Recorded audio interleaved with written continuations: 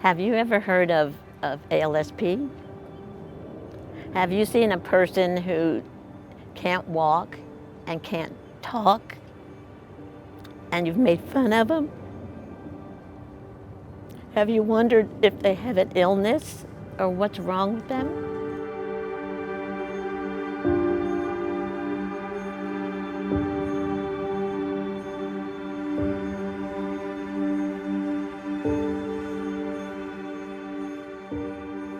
My name is Janie Dignam, and I'm from Central Valley in California, in a little town called Springville. And in 2018, our family experienced like one disaster after another. But in 2022, our family got the news that our son needed a bone marrow transplant for some rare disease that we never heard of called ALSP. Because he needed a bone marrow transplant, the whole family was tested to see if we carried this rare gene, and to find out that my 3 children, all 3 of them, carried this rare gene, this ALSP gene, the CSF1 gene, was really, it hit our hearts. And just a few weeks ago, Jeffrey ended up in a care facility, and Joseph ended up in a care facility. So now both of my boys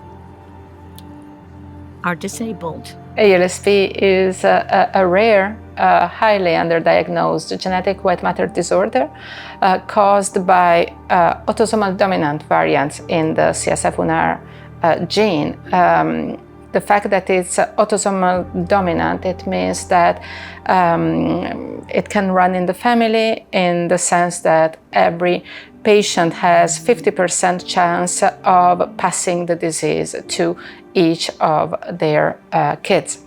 Families in this sense are severely affected because there can be multiple affected members within the same family, and unfortunately the disease can manifest itself in very different ways. A parent's hopes for their children is that they will live wonderful lives and have families of their own. Young people between the ages of 35 and 50 are dying.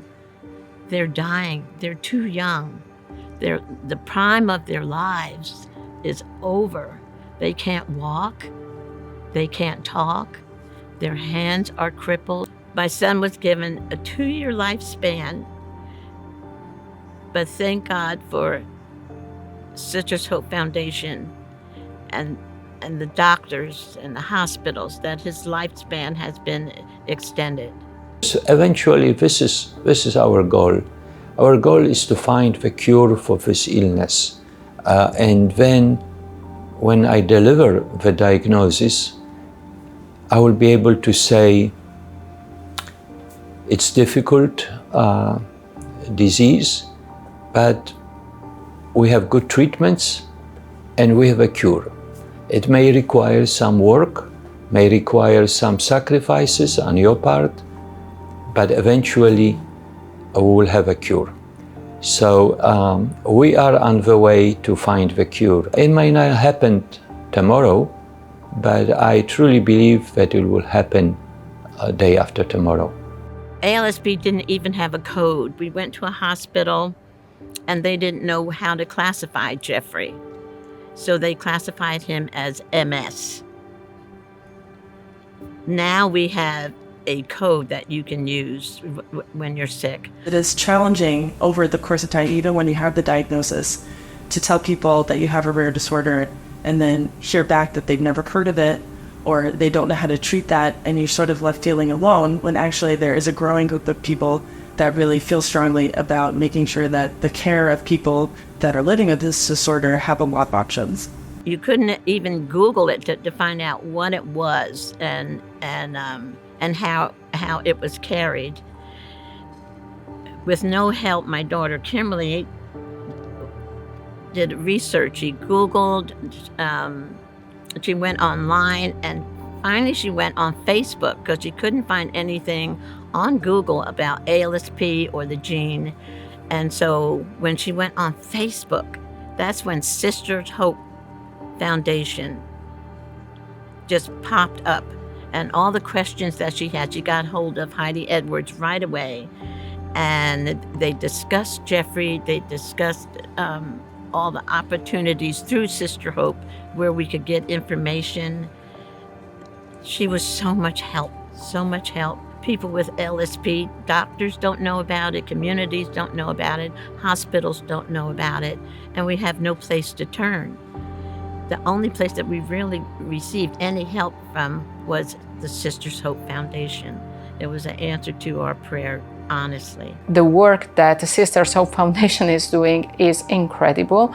The difference that Sisters Hope Foundation has made for ALSP is simply outstanding. So in my practice, in my everyday research life, I refer families immediately to the Sisters Hope Foundation website, and then I put them in contact, because building a community is essential for these families who often feel isolated. I pray that my children will see me get older and older and older.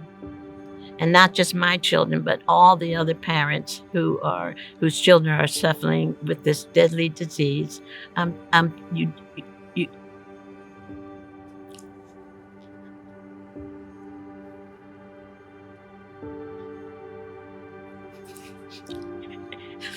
Any support that you can give to Sisters Hope Foundation is so appreciated. And any word that you can get out regarding this deadly disease and for generic testing, that's the only way that you can find out about it if your family has been subjected to this deadly gene. So it's very important that patient understands all the implications of genetic disease. And genetic counselors are extension of my work. So they will spend more time explain to the patient details that perhaps I can not do so well. So they are, in my personal work, they are very important, and I try to encourage the patients to get in contact with genetic counselors whenever they can. I encourage you that if you hear the name, if you see a fundraiser for ALSP, that you will support this group, support Sisters Hope Foundation, that we can find a cure for this illness. I pray for my family, and I pray for you, and that you never have to go through this deadly disease.